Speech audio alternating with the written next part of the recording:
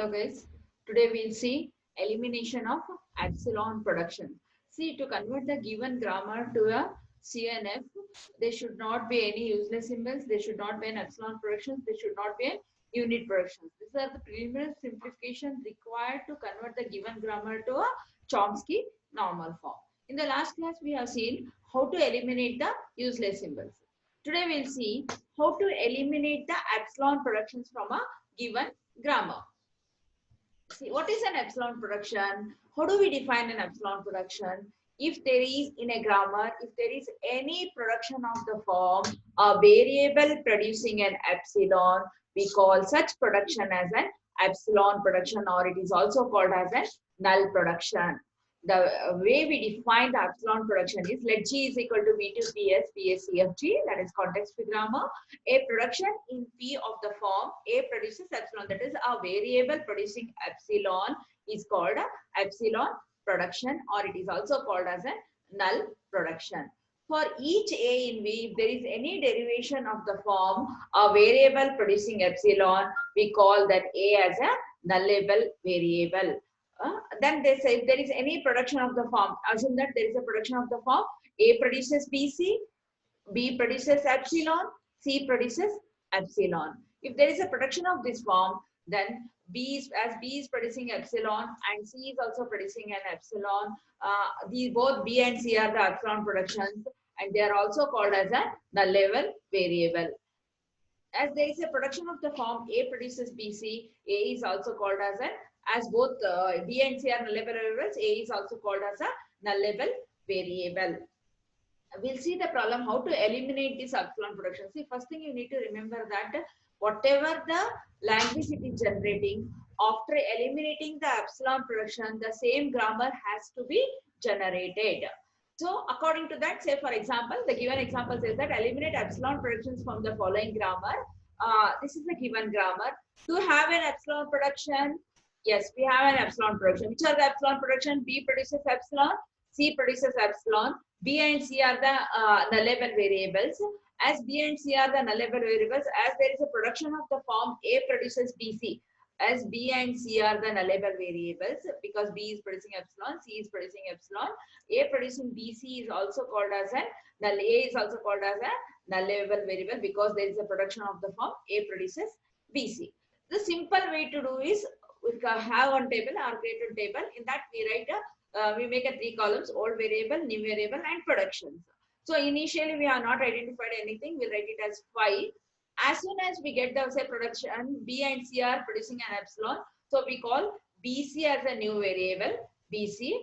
As there is a production of the form, B producing epsilon, C producing epsilon. So that there is a production of the form, B producing epsilon, BC producing epsilon.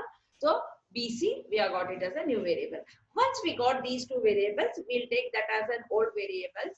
Along with the BC, if there is any other variable or any other variable producing this BC is there, then that variable is also called as a null-level variable, according to the definition we have seen. So as B is producing an epsilon, C is producing an epsilon, as there is a production of the form A producing BC, as BC both are null-level variables, we call A is also a null-level variable. Further, we don't have any of these productions.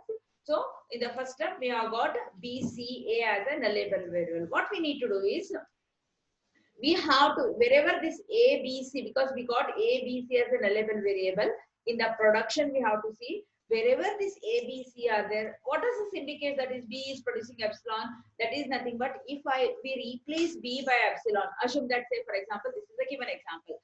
S produces, while deriving what we'll do, S derives, assume that A, B, C is there.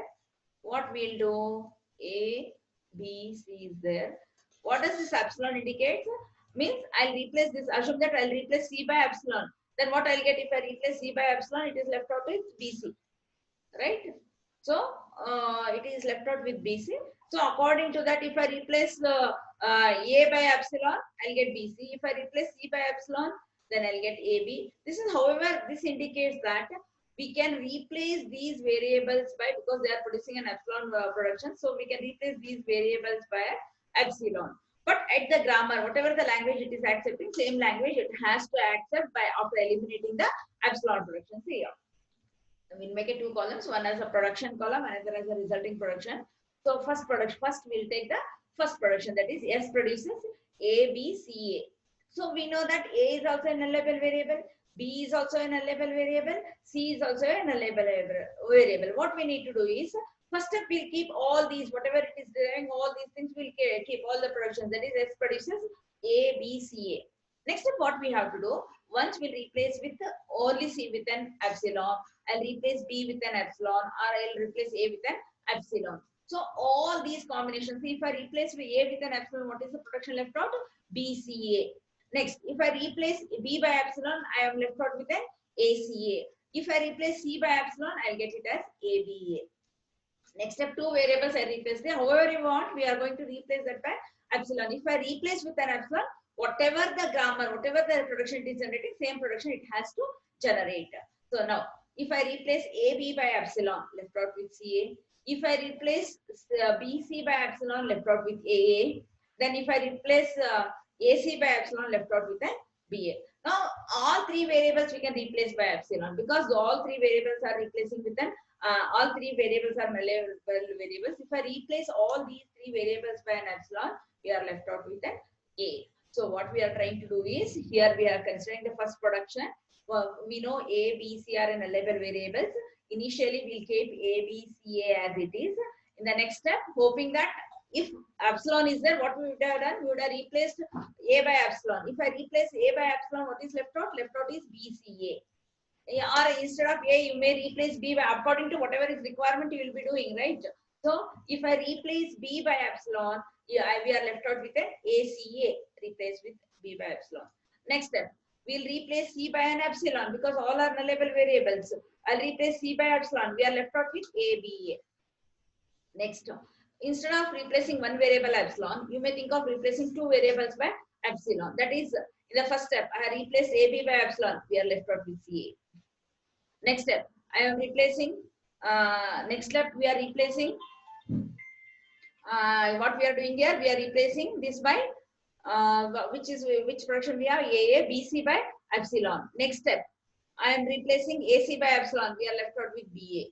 In the next step, we are replacing ABC by epsilon. We are left out with A. This is how we are going to replace. What does this indicate is, all the epsilon variables we are removed, epsilon productions we are removed, and whatever the productions it is going to generate, same productions are generated here. Take the next production, BD. S produces BD. S produces BD. Whether D is a nullable variable? No. So S produces BD will be as it is. Next, A produces BC or B. What we are going to do? B and C are both are nullable variables. First step, we'll keep BC as it is. Next step, what we need to replace one variable epsilon. If I replace B by epsilon, left out with only C. If I replace C by epsilon, only left out with B. Assume that here it is replaced by, C is replaced by epsilon, left out with B. Next, if I replace B by epsilon, left out with C. So now BC, if we replace epsilon, that cannot be included. Then next production left out is only B. Here it is B. Take the next production. Which is the next production? B produces B. So it will be as it is. There will be no change. Then next C produces C. It will be as it is. Next D produces D. It will be as it is. I hope it is clear. What we need to do is, which all variables are nullable variables, we have to replace all the nullable variables with the production. Say for example, as I have shown just now, I have told you, according to that, go on replacing one by one variable by epsilon, we'll get the productions. We need to write the final grammar. The final grammar obtained after removing the epsilon productions. Here, obtained are, we have to write all these productions, whatever we have got. Check here. G is equal to final grammar. G is equal to VT per S. Yes, V produces S, A, B, C, D. What all the variables we have? S, A, B, C, D. Terminals we have A, B, C, D. Terminals A, B, C, D. What all the productions we have? All these resulting productions are there, and those productions has to be written. And S is a start symbol. You check here. There are no epsilon productions. This is how we are going to eliminate the epsilon productions from a given grammar. If you see one more example I have shown here, eliminate epsilon productions from the following grammar. B, A, A, B. A is producing epsilon, even B is producing an epsilon. So A is producing epsilon, A, B we have got A, both are the nullable variables.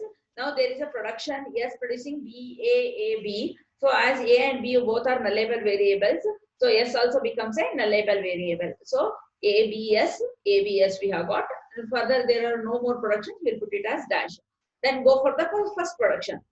Same fashion. S produces B, A, B. Replace this B by epsilon. We are left out with A, B. Next step. Replace A by epsilon. We are left out with B, A, B. Next step. Replace this. Because if I replace this by epsilon and this by epsilon, both will get it as B, A, B. So no need to write twice. Once if you write, that is more than enough. Next step, I'll replace this B by epsilon. We are left out with B, A. Next step, replace AB by epsilon. If I replace ABA by epsilon, what we'll get? We'll get BA. If we replace BA by epsilon, we'll get AB. If we replace AA by epsilon, we'll get BB. If we replace BB by epsilon, we'll get AA. Now, three variables. If I replace these three variables by epsilon, we are left out with only B. If I replace these three variables epsilon, we're left out with A. So just replacing which all variables are nullable variables, replaced by epsilon and write the production. Next is 0, A2. Only A is a nullable variable. First as it is 0, A2 is there. So replace this by epsilon, we are left out with 0, 2. Next 2A0. Again A producing 2A0 is there. A producing 2A0. Replace A by epsilon, we are left out with 2, 0. The next BAB. Replace A by epsilon, we are left out with B. Replace B by epsilon, we are left out with A. Next, B producing 1B is there. Replace B by epsilon, we are left out with 1. This is how we are going to eliminate the epsilon productions from a given grammar. Final grammar. So here, if you check in the final grammar, in the productions, do we have any epsilon productions? We don't have any epsilon productions. This is the final grammar, what we get if after eliminating the epsilon productions from the given grammar.